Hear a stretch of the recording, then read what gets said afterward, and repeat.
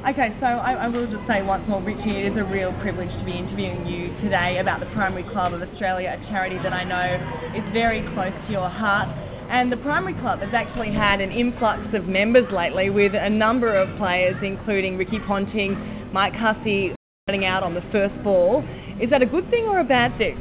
Well, it's a bad thing for the guys who got out first ball, but it's a very good thing for the Primary Club. And they do make a bit of money in that way. With first ballers, but the main thing comes from fundraising and all sorts of things they can do for people who are a little bit disadvantaged but a lot disabled.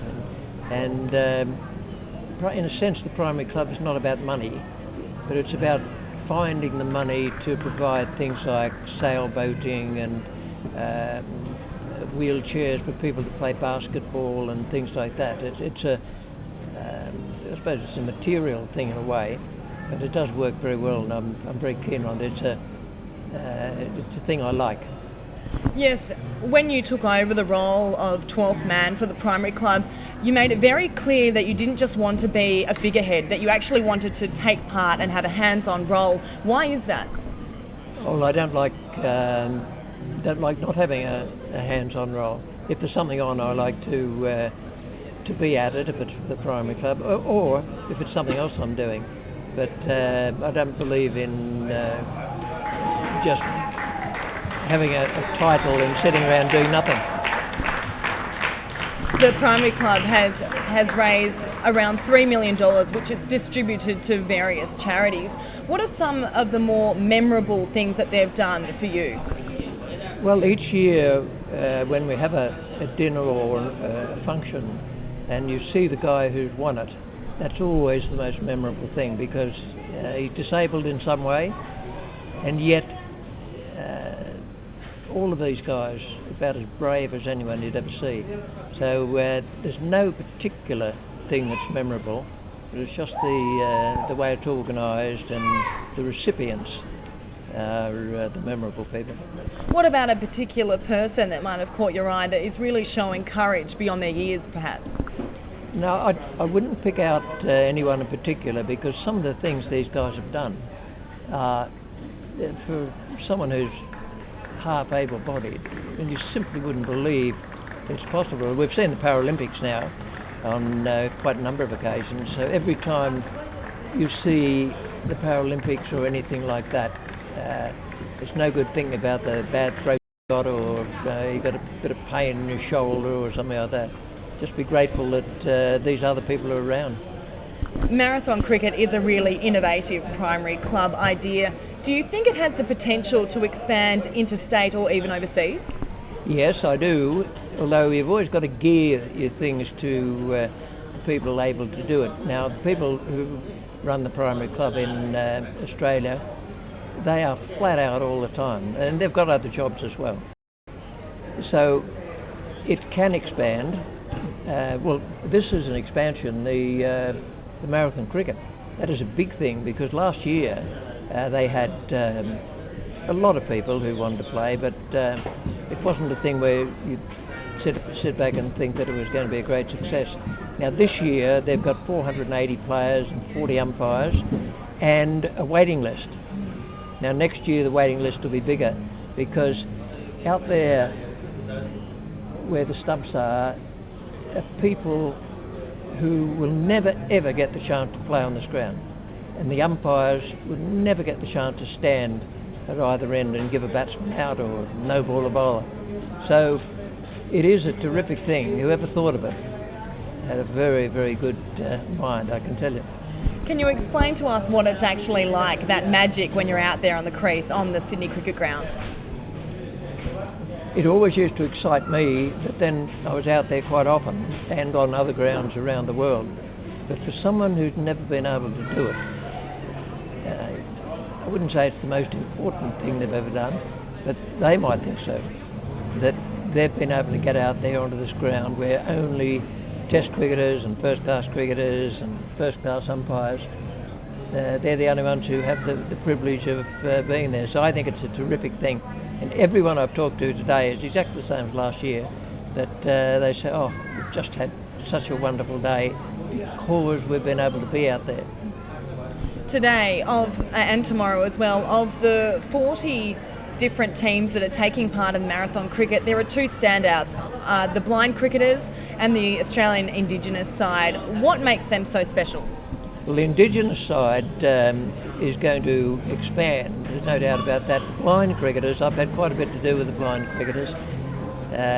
When the England side came out to play for the Ashes a couple of years ago, they got me to be patron of the organisation, not of either side.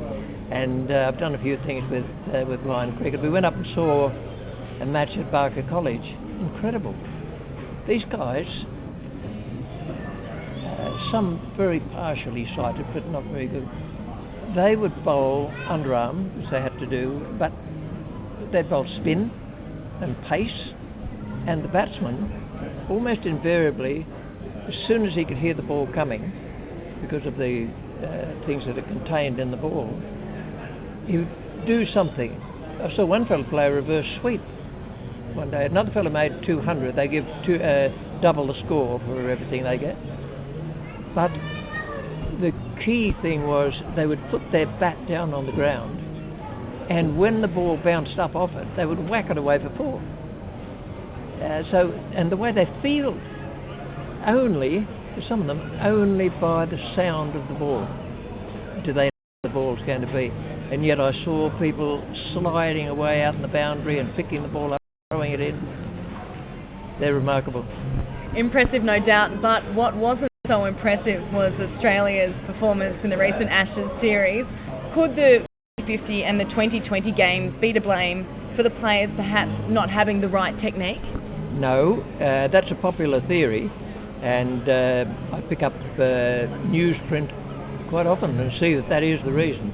But it's not. The cricket authorities need to make certain that there are three forms of cricket: Test cricket, 50 over a side, which is still the most watched game of cricket in the world, and 2020. I love 2020 because I was over in England when it started. I wasn't actually in on the discussions, but I knew it was going to be. Cricket's got to evolve. Cricket can't just stay the same as it's been for years, and it's evolved with 2020.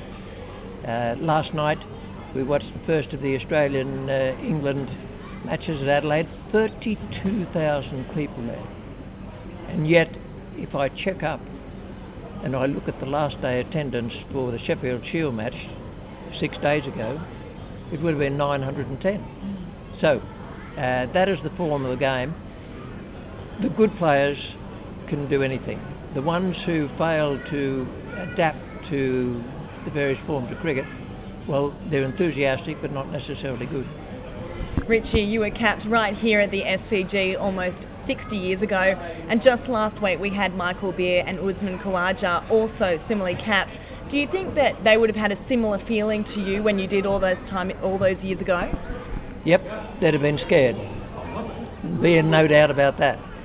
No matter these days, when I played, you didn't give interviews, but in the modern days, they're asked about their feelings and how they're going to be and where's their mum going to be sitting in the stand, and they're both interesting characters. They might go on or they might not.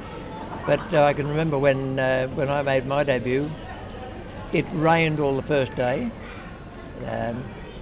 Then New South Wales beat Queensland in 3 days. Arthur Morris didn't give me a bowl and apologised later because he said he thought he had bowlers in the side who might have used the pitch better than I would. And the next week, I was already chosen in the New South Wales second 11 as well. I went to Melbourne, tried to hook a bouncer from Dasher Daniel, got hit in the head and didn't play again that year. So it was a bit of a mixture, my debut in first-class cricket. Finally, Richie, I know that you've written a number of books already, but as you reduce your role in the commentator's box, is there another novel on the cards?